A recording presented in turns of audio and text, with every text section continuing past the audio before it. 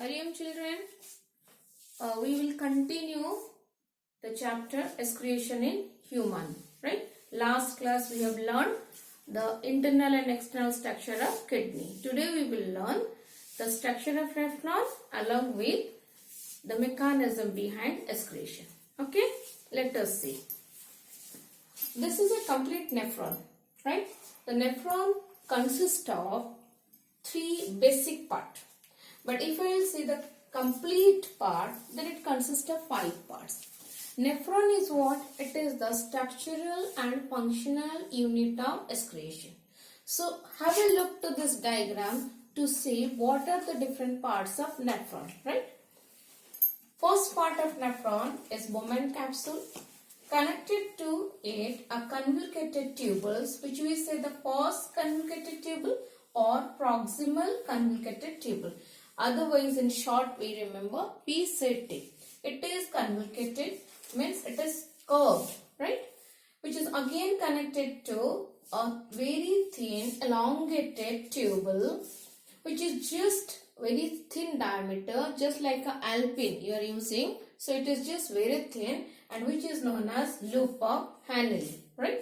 It is again connected to another convoluted tubule, which we say the second convoluted tubule, known as distal convoluted tubule, or in short DCT, right? So what is the basic part? Bowman capsule, first convoluted tubule, loop of Hanley, and DCT. These 4 parts remain in the renal cortex. Renal cortex is the outer part of kidney, right? So these 4 parts remain in the outer part of the kidney.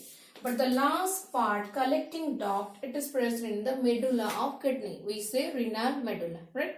So let us have a look how these nephron, these tubules help in excretion, right? If we will see the first Bowman capsule, this is a Bowman capsule, right? It is a cup-shaped structure.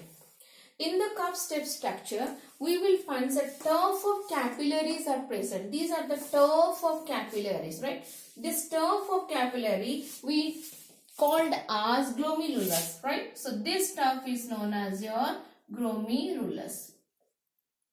This glomerulus, which is present in the Bowman capsule, is held to filter the impure blood, right?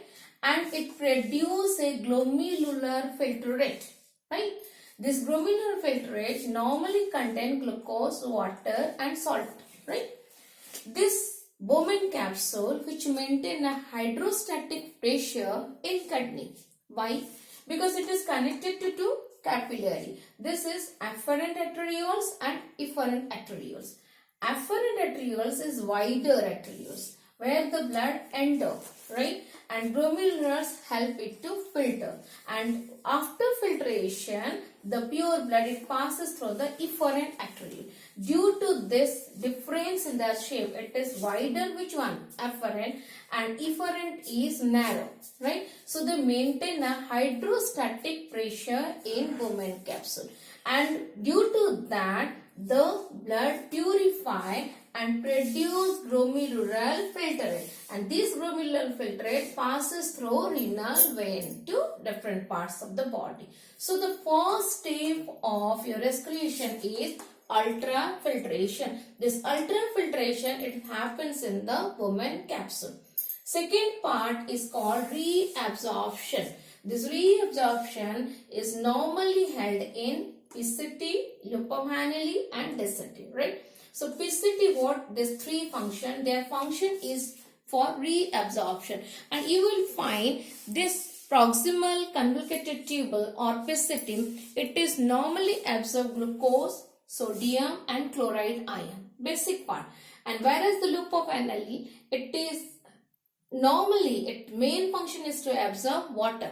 Maximum amount of water is absorbed through that, and here whatever left out water, it is absorbed by DCT, right, along with some chloride ions. Okay, so these 3 parts is concerned with the second step of excretion, that is reabsorption. Means they try to absorb water, glucose molecule needed for the body, and sodium ion as well as chloride ion, right? So maximum reabsorption done in the loop of annuli, then in the distal convoluted tubules, right? So reabsorption occur in this. After the reabsorption occur, what I told, this part is present in the renal cortex, right? Then it is passes to the renal pelvis. In renal pelvis, this collecting duct is the only part present in the renal pelvis.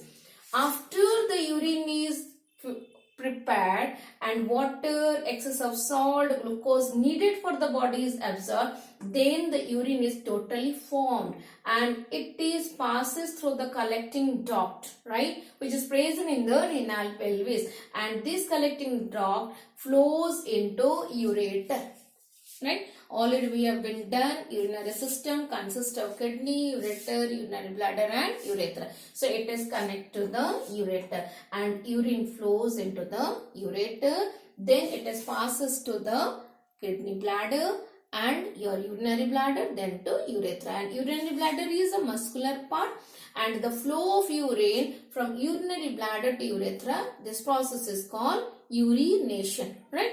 And it is a muscular pouch and which maintained with muscle cell. So here, due to the extension and compaction of the muscle, the process which is urine flow is also called mixturation, right? So due to mixturation, urine flows through urinary bladder, right? And you see here the capillaries are marked here. From the renal artery, the impure blood passes through the efferent, and pure blood through the efferent arteriole passes through the renal vein, right? So what we have been done? Ultrafiltration, reabsorption, and once collecting duct remove the urine, we say it is tubular secretion. So there is 3 steps occur in this nephron: ultrafiltration, reabsorption, and your tubular secretion, right? So next part we will do the what function is happen in the kidney. After learning mechanism behind excretion, let us see how the blood supply to a kidney, right? So the process means every time when the blood supply, we need the capillaries, right? So I already told capillaries, artery, vein and capillaries. So let us see how the blood passes through the kidney. We have already done 3 steps: ultrafiltration, reabsorption and selective secretion. So first, through the dorsal aorta, the blood passes through the renal artery. Then from the renal artery, it goes to afferent arterioles present in the Bowman capsule. Then it comes to the glomerulus, which help in ultrafiltration. Then it passes through the capillaries. Then from the capillaries are present in PCT, loop of annuli and distal. Then it goes to the renal vein, right? And in renal vein, it is important part. Okay, then we will discuss about renal artery and renal vein. Then it is passed to the posterior vena cava, right? So what is this flowchart? Dorsal aorta to renal artery, then to afferent arterioles, then glomerulus, then capillaries, renal vein, and finally it passes to the renal posterior vena cava to pass to the body, right? We will see here that what are the different function which is maintained by kidney, which is very, very important. What different function is maintained by the kidney. So first we will see the hematostasis. It is an important function which is keeping an internal environment constant or compared with the constant internal environment irrespective of the outside environment, right? So irrespective of the outside environment, when we are maintaining this process of hematostasis, we will see that it performed by the kidney, because the kidney function is what? To eliminate all the metabolic waste, right? All the nitrogenous metabolic waste like water, salt, all extra protein, sodium, iron, chloride ion, when it is removed out, so they create a balance between the water and the salt, right? That means the electrolytic equilibrium happens in the kidney, right? So they maintain the electrolytic equilibrium between the water and the salt. That's what we say, electrolytic water equilibrium, which is called hematostasis, maintained in the kidney. And simultaneously it also maintains osmoregulation, right? So osmoregulation is also creating a balance in the body, water and soil compared to the outside environment, right? So this is the basic function of the kidney. So first function of the kidney, what you have been done? It is helping excrete out the nitrogenous waste product, right? Like your salt, all the salt type of salt, sodium chloride, ions, you say potassium chloride, all type of excess protein, amino acid, glucose, extra water, it is removed. Along with that, it maintains homeostatic equilibrium in the body. It also maintains water and salt equilibrium in the body. So the function is the homeostasis as well as osmoregulation, right? We will see now what the urine comes out, right? If we will see the physical properties of the urine, we will find that urine is basically yellow in color, right? And in this yellow color, if you will see the volume of the urine, whatever amount of water a person takes in a day, minimum of 3 liters of water of your age child also, right? And what amount of urine will pass out? It is around 1 liter to 1.5 liter, right? It is from yellow in color. Why it is yellow in color? Because it has a yellow pigment which is called urochrome, right? So the urine is yellow due to the presence of the pigment urochrome. So urochrome is a pigment which is present in the urine that makes the urine yellow in color. And urine is it is slightly acidic in nature. Means if I'll go to the pH value, it comes between 5 to 8 because you know, dear children, 7 is the neutral, water is neutral, pH of water is neutral. So urine is slightly acidic. If you see the composition of the urine, it has got 2 type of composition, organic composition as well as inorganic composition. In organic composition, what you are getting? Urea, uric acid, creatine and some other organic substances. Whereas in inorganic, you are getting sodium and chlorine, which it is found in the form of the sodium ions and chlorine ion, potassium ion and chloride ion, and so on, so as S2SO4, ammonia, phosphorus, etc. Right? So it contains all this thing. Okay. If we will see that this kidney is functioning properly in the body, then urination is proper, all the waste product is removed out from your body and your body is pure, blood passes through the body and there is no problem because waste product create problem.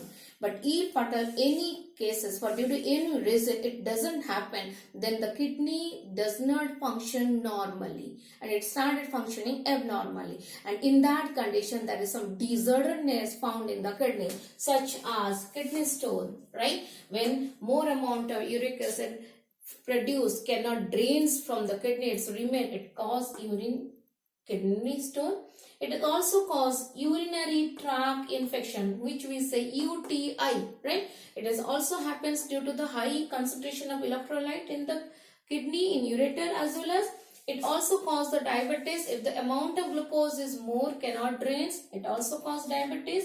It's caused the hematuria, where the blood passes through the kidney. It is called gout. If it is uric acid is maximum amount, it's released, do not able to release from the kidney, right? So it's a general disorderness happens in the kidney. But if at all any cases the kidney do not function properly and the person need to survive, in that case what our medical science has done a topic or done a fact phenomena called dialysis, right? So dialysis is a process where we utilize an artificial kidney and do the same function of the kidney artificially or machinery, right? And make the person's blood purify, removing all the nitrogenous product from the body and make the person survive. So you understand that how important this small as bean-shaped brick red 10/6 diameter and length organ in our body, which is present in the lower abdomen back of your vertebral column. So we need to take care of our kidney, okay, and it's a very important part. It's a better filter machine present in our body, right children? So go through this chapter and see the video, try to understand the chapter. Okay, thank you.